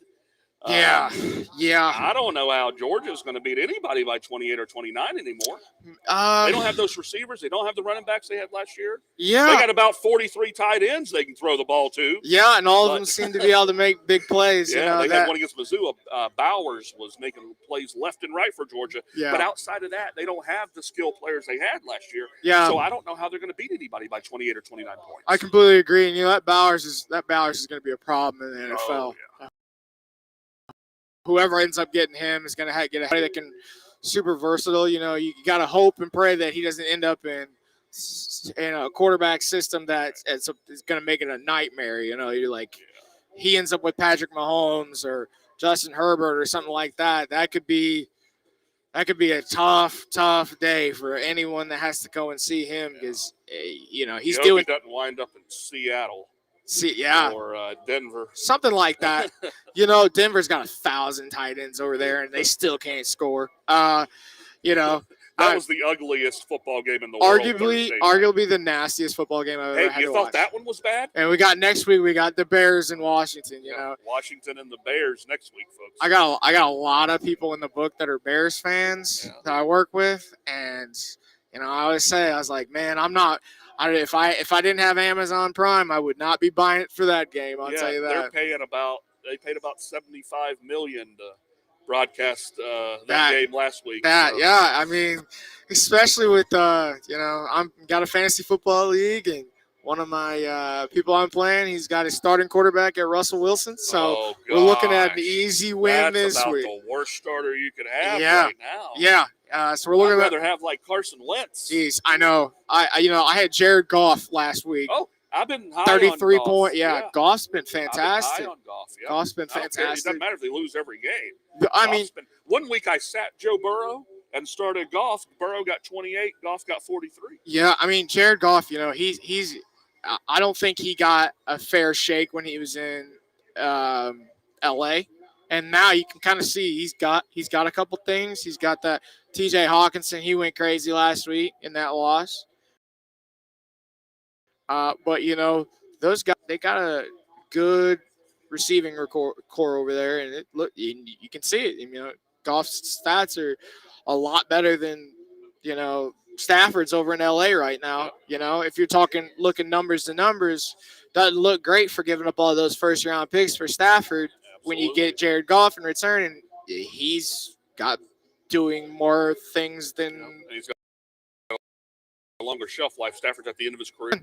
As much as he got beat up in Detroit, I'm surprised he's still playing today. Yeah, I mean, but it helps when you have a receiver you're throwing to like Calvin Johnson for quite a while, where you can be like, hey, he's down there somewhere, right? I know Megatron. I had to watch him play at Georgia Tech when Clemson would play Georgia Tech. Yeah. We had a game against Georgia Tech where we're punting the ball. We're punting the ball. The game's over. Yeah. We snap it behind the punter yard line. One play down 4. They throw what? A fade to Calvin. I mean, that was just the most almost automatic play that you could run. Anything to like Calvin Johnson. And I always remember the picture of Calvin Johnson. They were like down the goal line against my Saints, and they put like 3 guys right up in his face, and it's like, if someone's gonna beat us, it's not gonna be him. But I'm pretty sure he caught the touchdown anyway. Yeah. For some reason, Tommy Bowden and Clemson left Calvin on single coverage. Oh. Yeah. And Reggie Ball, he was lined up on the right hash mark, and he seen way down there Calvin in single coverage with no safety, and it was all over from there. All over. That's automatic. That was a heartbreaker game. Automatic right there. Yeah, just a heartbreaker. But one thing I wanted to mention about last week and this week too, the Kansas Jayhawks are just. You know what? Crazy. Do you remember what their over/under win total was? It was 2.5. 2.5. It was 2.5. Yeah. And I mean, they look fantastic. Yeah, they're 5-0. 5-0. They look fantastic, man. Look fantastic. That quarterback that they got over there, Daniels. Looks fantastic. If you look at his stats for the year, he's only thrown 1 interception. A lot of Kansas's problems were turnovers last year and in prior years. They're not making those turnovers. They're not doing all that. But, I mean, got to play TCU this week, and TCU boat raced Oklahoma last week. Yeah, I think we'll find out today if that was a more of a reflection of Oklahoma not being very good or if it was a more reflection of TCU being a pretty dang good football team. But, that's in Kansas. Kansas is getting 7 points again. They were getting points last week. They're getting points all year almost. It's the odds makers aren't buying into them. Yeah, I mean, I don't at this point. If they knock off TCU at this point, it's like, all right, now what do they have to do to kind of prove things to anybody? What do they got to do? They got to beat Oklahoma. They got to beat. Oklahoma's looked. I mean, to say they've looked bad or they've struggled is an insult to struggling. We would have happily, let Brent Venables stay in Clemson, South Carolina. I bet he wishes he was back there now. We love Brent Venables, man. I bet. I saw him do a post game interview last week, and they asked him, how's the team look, and he said, we look bad. Really? Yeah. I didn't see that. Yeah, no, he did a post game interview, and they asked him, how's the team looking? He's like, man, they're not looking great. Not looking great. I mean, but that makes sense, if you're not looking good, you're not looking good. And he's like, man, we're not great right now. So, but yeah, they're getting 7. Kansas schedules break down. Their schedule's going to break down very nice. They are going to play Oklahoma Next week. Next week, yep. Yeah. They go to OU, to Baylor, and Oak State at home. God, that's going to be a juggernaut of a schedule. It's tough. That's Hello, tough. Jayhawks, are you for real? Because you got to play TCU today. You got to go to Oklahoma. You got to go to Baylor, and then you got to come home to Oklahoma State, who looks like the best team in the conference. Yeah, I mean, next couple of weeks are really going to prove it. You know what Kansas is. You know, I mean, they've played. You know, they get this week upcoming is really going to kind of test that where Kansas is at. So, any thoughts to make any money today? I really like personally today. I really like USC today. Minus those points. USC's been rolling. They're minus 12.5 against Wazoo. Yeah, love that. I think also I really like. Might want to look at USC team total over too. Yes, I've been pretty high on that most of the year. Yeah, for sure. I think the one disaster zone of a team right now that I've been Washington goes into Arizona State tonight. Oh, and, that's right. Yeah. You know, they've got it at 13.5. Man, yeah. I kind of like that. Yeah, I like the transfer from Indiana, Penix. Yeah. Athletic. He did burn me last week though. Yeah. Against UCLA. Yeah. I had some Washington team total overs and those went down the drain. Totally. But, you know, I got faith in this Washington team. You know, when you fire your head coach on the field in Herm Edwards, you know, you can't go much farther down than that. So, you know, Arizona State didn't look great before, and I don't really think that they're going to get back on track this week. Yeah, I was looking at that one. Another one out west to look at is Oregon State minus 4.5. Yeah, Oregon State played really well. They've been playing really well. Kind of like them. You know, they took Oregon to the Oregon, USC, you know, UCLA. Those are kind of looking like, you know, running for that Pac-12 title. And, you know, you kind of got to see some of these guys play each other. So we'll see what Oregon does. But I think they're in that conversation for winning the Pac-10 title. Yeah, I think it's a reflection of who they're playing too. Stanford's lost to USC. They gave up 41. They gave up 40 to Washington. Gave up 45 to Oregon. They've gave up to 40 to everybody they've played outside of Colgate, the cupcake. Yeah. So, yeah, I think it's a reflection of who they're playing. Oregon State minus 4.5, and that's always our favorite game. Yeah. Because it's the get even or get even worse game. Yeah. Yeah. So it's the last game of the night. Yeah. A 10 p.m. Central kickoff. Yeah, you know, if you stick up that late, you know, you gotta just keep it going. Yeah, I usually find myself, if I've got that. Last night I had some action. San Jose State UNLV game and the Colorado State Nevada game. So I'm sitting here in the third quarter. I need San Jose State team total over, and I'm sitting here. It's 1 a.m. I'm like almost falling asleep. I hear the word touchdown, and then I just wake up, hit my over, and celebrate. So that helped me. You know, it's always nice to close the day on a winner. It's a lot easier to go to bed knowing, yes, you got a winner out of the plus column. You got a winner out of it, definitely. Yeah, in the plus column. Because those can be big swings when you're trying to catch up or you're, you know, digging yourself deeper. Yeah. It's tough to go to bed digging yourself deeper. For sure. We want to dig out of the hole and find some money for sure. Of course. One game that I want to get your thoughts on is big line in Michigan State, Ohio State. Ohio State's going on the road to Lansing. Yeah. So they're 27-point favorites, Ohio State is. I don't think they're going to be without the receiver Jackson and Jigba. So I don't think they're going to be with him. He's got a hamstring. He's been, in and out with a hamstring. So they're going to be without their best receiver, I believe. So Michigan State getting 27 at home. Yeah.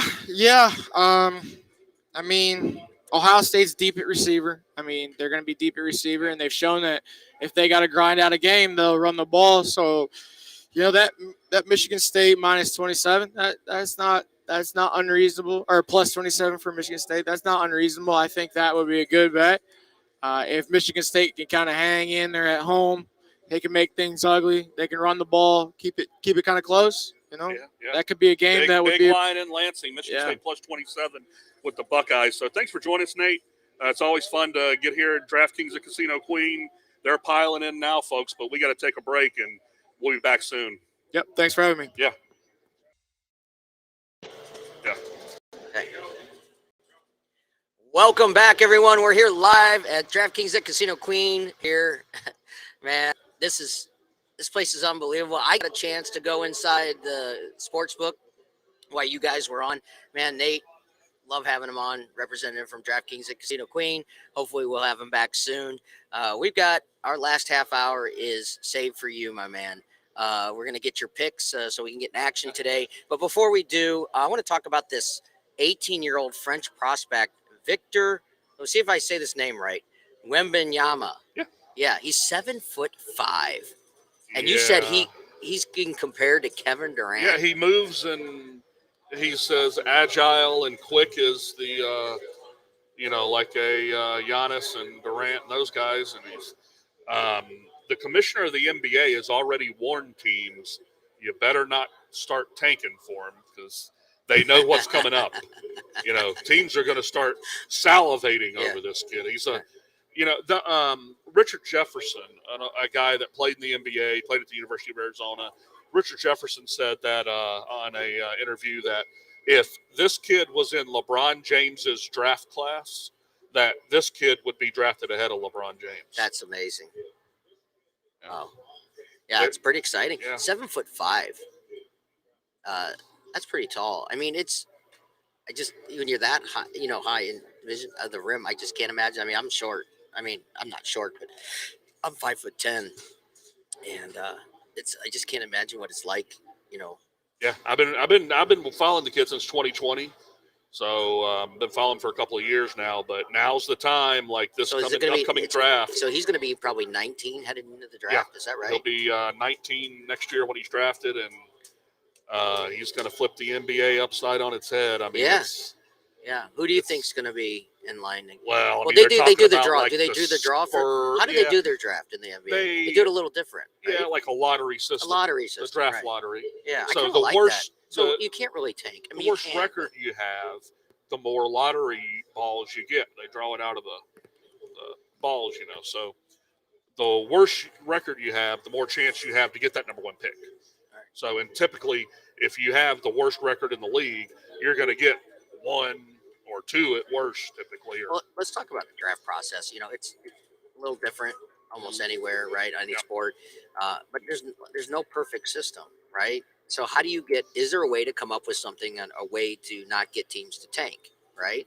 I mean, you think that the worst team should get the best player coming out? I mean, it does even things out, but they can also spend money in free agency too to make their team better. So you can't force a team to spend money they don't want to, but if they want to get better, then. But they want the draft. So they pay less, right? I don't know how the NBA works. I really don't. Well, it's like a draft lottery. You know how they draw the balls out for the lottery. The lottery. Well, I mean, it's like baseball. Did each team get equal money for like the television rights? And I mean, does each team make this? They don't make the same amount of money, but I mean, can't some of these smaller markets pay big money for free agents? I mean. Well, my point being is, on if they're operating it as a business or not. Can't you force teams not to tank by making them spend a certain amount? I don't know if you can do that. Don't they have a minimum that they have to spend? Now you can fine them, and you might see that this year. I don't know, because teams are going to want this. When you get to the latter half of the year, we're in game number 55, and there's 27 games left, and this team's going to have 20 wins at the end of the year or something, then whether it's like they're talking about the Spurs, the Jazz, teams like that have given away a big pieces, like a Donovan Mitchell left Utah, Rudy Gobert left Utah. So whether it's the Spurs, the Jazz, or whoever's going to be at the bottom, Orlando's usually there. So they're going to be wanting this kid. That's terrible. Yeah. It is terrible. So, I had a chance to. I hung out with Charles Barkley an evening many years ago. Oh. And I mean, he wouldn't remember, I'm sure. But, but it was, man, it was probably one of the most fun evenings. It was only for a couple of hours, but yeah, he is such nice. He was so nice to me, and what a great conversation we had. And that surprised me. Yeah, like learning things from, like you talk about, from a player's perspective. Yeah. And we're gonna have that here with Earl Barron in a couple of weeks, and that's gonna be exciting because the NBA. I've always followed more college basketball because, I went to college at Arizona State, and I was back in the day when Arizona State was really good in basketball. And I don't know if you remember, but you remember Headache Smith?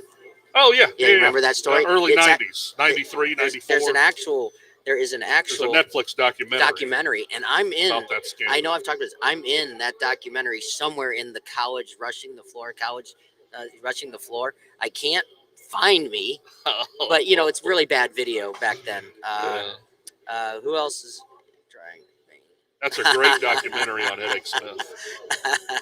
Hi, David. How you doing? We got some chat going on here. What's going on, David? That's funny. Stay solvent today. Well, we're gonna, speaking of things, we got to get into your picks. Yeah. We got to make some money today. Yeah, David. Let's make some money today. That's all right. That's all right. Good reminder, David. Let's get into some of Clemson John's picks. Let's start off with the 11 o'clock time zone here. Let's 11 I o'clock. like to, for those of you that don't know, I like to go in order, of course, because we got to know where we're going. From 11 o'clock to 2 o'clock, and then 2 o'clock to the evening. We got to see where we're at. So let's look at the 11 o'clock games first. Michigan's getting a big line. I've been all over Michigan all year. Their team totals. 13.5 first quarter is something to look at. That's not Michigan. That's for both teams. The total 13.5 could easily get there. Michigan's going to want to pound Indiana, but they're 22.5 point favorites. That's just too big of a line for me to take right now. I think I've been taking Michigan every week, but now they're going on the road, so I don't think I can lay 22.5 there. But if I had to look at something, I'd look at that first quarter over 13.5. I'd say that's maybe about halfway, like a 5 out of a 10, something like that to look at for the Wolverine fans out there. And then a game that I love today, Tennessee LSU. I love Tennessee -3. Don't think LSU's going to be able to stop them offensively. LSU's trying to find their identity. Brian Kelly just got down there, earlier this year. So they're not big on Brian Kelly. They're not back to the Peyton Manning days. Tennessee? Yeah. Not yet, but they're getting there slowly with Hendon Hooker at quarterback. He's a pretty good quarterback. He transferred from Virginia Tech, but I'm a believer in Josh Heupel's system. I'm a believer in the way Heupel runs things. I think he's getting Tennessee turned around. So Tennessee's look good. They're undefeated. They're ranked 8th in the country right now. So LSU's ranked 25th. I don't know how. They should have lost last week, I think, but just not big on LSU. I think Tennessee's going to have their way today, even though they're going on the road. So I love Tennessee -3. So that's something to look at as well. Love Mississippi State, Arkansas. By the way, the line's 2.5 now. So I checked this morning. It's 3 too. Okay, it moved back to 3. Yeah, it was 2.5 to 3 to 2.5. I mean, if you get last time I checked, it was 3. 2.5's great. If you can Either get it, way, right? Yeah, 2.5 or 3. Okay. Probably won't even. Probably they'll beat them by 7 or more. But I like the over in Mississippi State, Arkansas. Will Rogers has had his way with teams so far. He's 19 touchdowns, 3 interceptions, 1,700 yards for Will Rogers at Mississippi State so far. Don't know if KJ Jefferson's going to play. He's been banged up a little bit, so don't know if he's going to play for Arkansas. But the total is something that I love here, 55.5. Arkansas is awful defensively in the secondary. So it's now up to 57. That's what I'm seeing. 57 here? Okay. Yeah, 57. That's because everybody's taking that over, David. Yeah, it's moving that way. I love it. So this could get in the mid-60s. Arkansas gave up I think, 30 points to South Carolina earlier this year. South Carolina moved the ball on Arkansas. If South Carolina can move it on you, you got problems. So, yeah, I think Mississippi State's going to be in the high 30s here. Arkansas is going to put up some points too. So I love that over 55.5 on Arkansas, Mississippi State. Right, love Mizzou getting the points too. Okay, so funny you say that. Ryan Kinder came on 590, the fan, last night, and he also liked Mizzou plus the points. He said, you see, he has to qualify everything when he talks about Mizzou. Yeah. He's not being a homer. Yeah. But I know he talks about the game every week, which is great, whether he takes it or not. But he did love Mizzou plus 10.5. Yeah. You're on that too. On that too. I think it's moved up to. I got it at 11 this morning. Oh, nice, very nice. Yeah, I got it at 11. Even better, like right? I said earlier this morning, guys, I'm going to tell you right now, Mizzou's finding their identity. This is the year they're going to look back on, 2-3 years from now when they're a top 20 program and say, this was the year we turned the corner.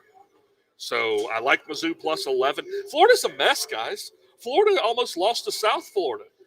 I thought South Florida was turning the corner by almost beating Florida, but the story of that Florida-South Florida game several weeks ago was Florida's just awful. They're going to lose 5 games this year.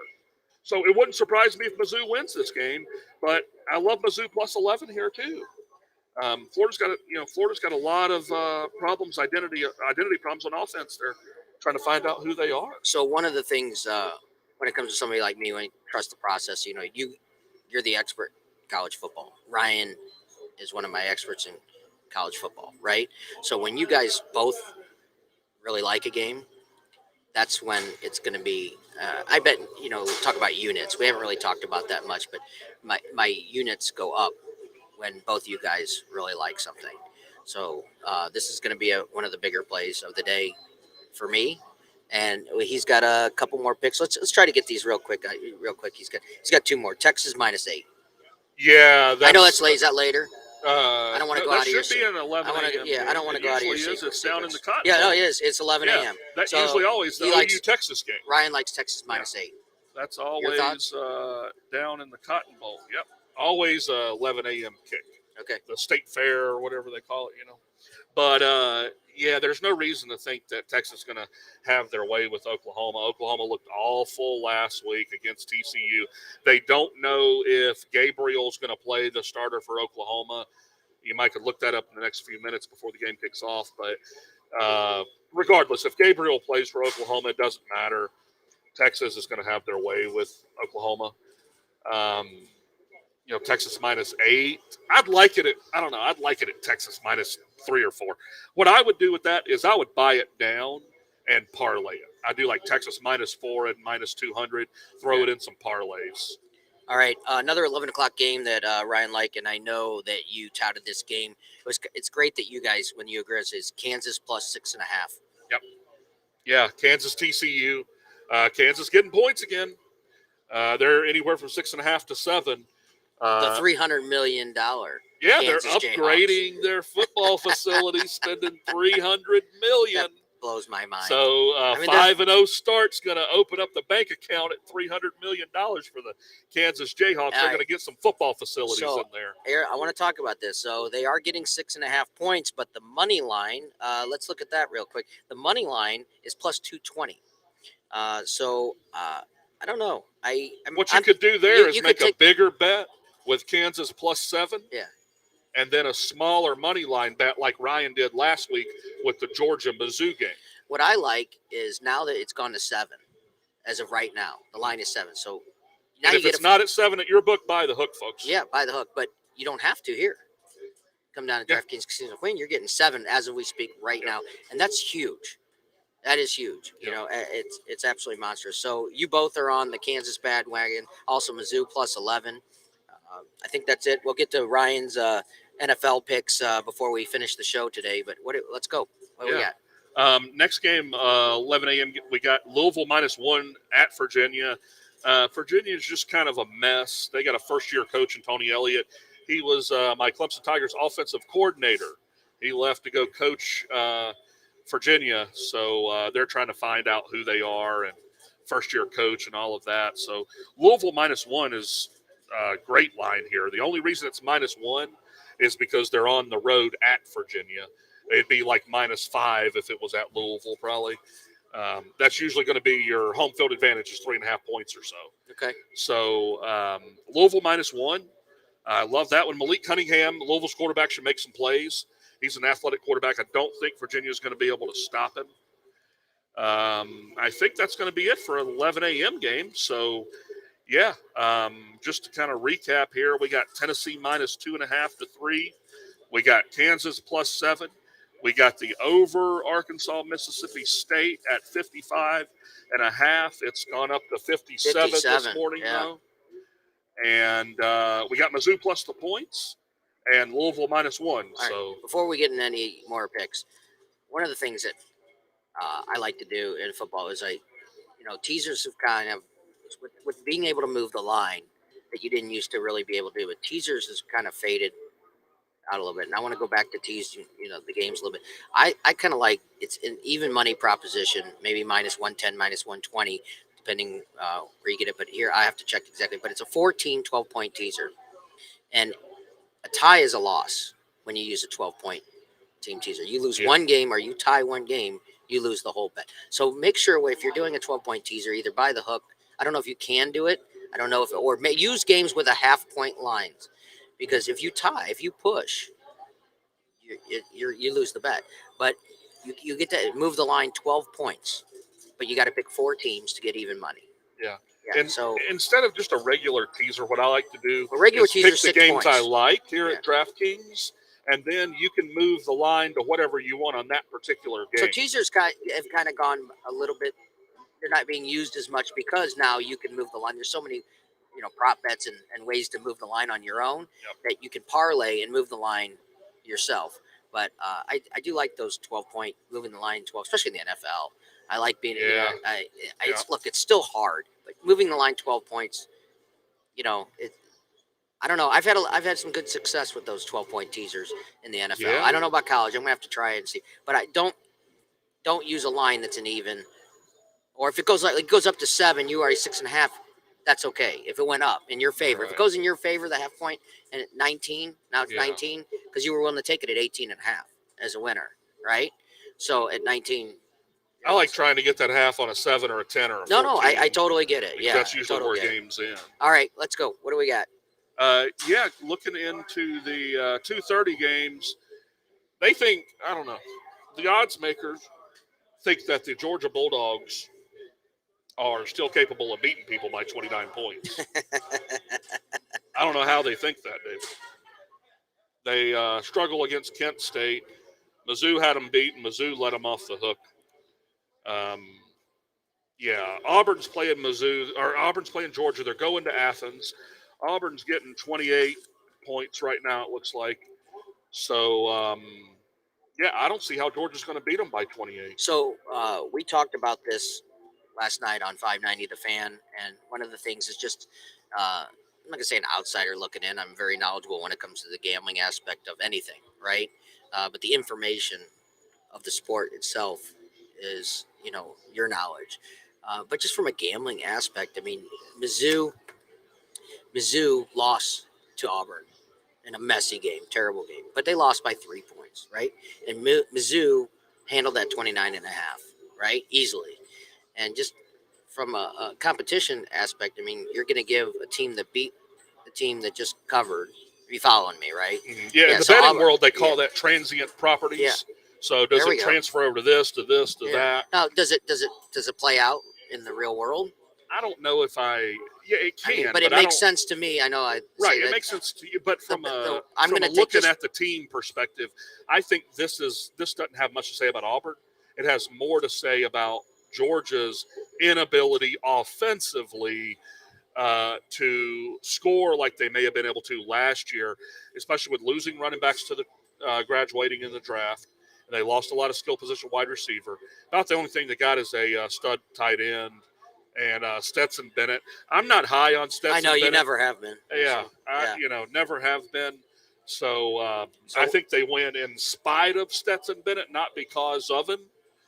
So, all right, 20. Yeah, 28. We're looking at Georgia. 18-1 to pull an upset. I don't like the price, but it's only That's Auburn. Auburn Is winning 18 outright. to 1. Any small play, even $10? Yeah, that's a little tough one because Auburn doesn't have a quarterback. Okay. And they're going to Athens. Gotcha. So I don't like the money line at all. But I love 28 points against whoever Georgia plays. It doesn't matter outside of the cupcakes. Okay. So I love the 28 points Auburn's getting. We got Oklahoma State, Texas Tech on a 2:30 start as well. This is a big line. Where you at? Oklahoma State? Yeah, Oak State and Texas Tech. Okay. So I wanted to take the over on this last Sunday. I was wondering what the line was going to be after that Baylor-Oak State game that me and Adam Kramer hit. My only problem is they've set this thing so high. It's 66.5. Wow. So, it's supposed to be fun to watch to get there, though. Yeah. Right? Yeah, I mean, they're going to score some points. Texas Tech couldn't stop anybody if you gave them baseball bats and machetes. So I love the way you put things. They couldn't. I mean, Texas Tech can't stop anybody. But, yeah, Oklahoma State's -9 here. They're at home. If I had to take something here, I'd probably buy it down and throw it in a parlay with Texas. Okay. Something like a Texas -3. Which side you taking? Huh? What side you taking? Well, I'd probably do a Texas -3. Texas -3. Buy it down, and Oak State -3. Buy it down. Parlay it together. Bam. Probably. You're probably. I'm curious the price. We're going to go check that out after we get off. Well, I would imagine it'd be close to even money. That's what I was going to say. Because probably you're buying the points down from 9-3 and 8-3 or 2. You're probably looking at a 2-1 or a 2-team parlay for even money, rather. But if I had to pick something, that's probably what I'd pick there, for sure. All right, we got about 5 minutes left. I want to get some of Ryan's NFL picks. Let me do that real quick. Yeah. Make sure we get into some of Ryan's NFL picks. Ryan Kinder likes the Bills -14, the Chargers -2.5, and the over in that game 47.5. And the Titans, he really liked the Titans -1.5. That was his play of the day, I think, was the Titans -1.5. Yeah, that Chargers over is 47.5, you said? Yeah, let me double check that real quick. Yeah. Let me double check here. That's a really good line. I like that over as well. I hadn't paid too much of attention to the Sunday. Yeah, 47 card. Actually went down to 47. Yeah, 47. Who are they playing? The Chargers are playing the Browns. Browns, that's right. Yeah, Browns can't stop anybody either. So not only that, the line moved in the favor of both his bets. Yeah. The line moved to Chargers -2 instead of 2.5, and it's 47. The over/under is 47 instead of 47.5. The hook has gone down on both of those bets, which I like. That means the public is going the opposite way. So that would give you some value. We got 5 minutes left. The Browns can't stop anybody. I like that over too. All right, let's go back to college. They're another one of them teams that can't stop anybody. You could give them probably the U.S. military, and they couldn't stop anybody. So, yeah, the Browns are just awful defensively. Let's look at some more 2:30 games here. We've got Utah, UCLA. I love Utah -3. Love Utah -3. They're better in just about every facet. They got some great skill position players. Tight ends are really good at Utah. So love Utah -3. They're going on the road, but when you go on the road to UCLA, there's probably a capacity of the Rose Bowl may hold 80, 90,000, but there's only going to be about 8,000 people at that game in Southern California today. That's what I was going to say. Yeah, there's not going to be many people. It's going to be like the Kansas Jayhawks at the beginning of the year. Oh, well, it's going to be like Kansas before they started winning. Right. Now Kansas getting some fire under that program. $300 million worth, right? $300 million worth. I know I keep saying it blows my mind. All right, we got a few minutes left. So let's go to the nightcap and look. Is this the even or even worse game? No, let's just start at the 6:30 games here. We'll see how our night's going to be. I like Kentucky -6 against South Carolina. The Gamecocks got to go to Lexington. They got to go on the road. South Carolina's a dumpster fire. That university is always the armpit of South Carolina. It's just a, terrible school, terrible football program. But they're going to go to Lexington. I like Kentucky -6. South Carolina is just awful. All right. If we're stuck, yeah, get us a get even game. Well, if you're and if stuck, we're winner, let's get a game we can win more. Yeah, if we're stuck, guys, then NFL tomorrow, ping pong tonight, NFL tomorrow. I'm going to go to a game that I talked a little bit with Nate about earlier, the Oregon State-Stanford game, and this is a reflection of how bad Stanford is. Not necessarily. Oregon State's turning the corner. They started last year to turn the corner a little bit. They're playing better this year. They're 3-2 right now. I like Oregon State in the get even or get even worse game. Lay the 4.5. And I look for them to beat Stanford by 7. Stanford has gave up 40 points to everyone they've played this year outside of the Cupgate and Colgate. Okay, over-under's 56. Can Stanford? I like the over too. Can Stanford score 16? Yeah, I'd like the over too. Yes, went all the way up to 56. It started out, David, at 53.5. Wow. So you know who else likes the over? Everybody else. Everybody else that's betting. It's +5.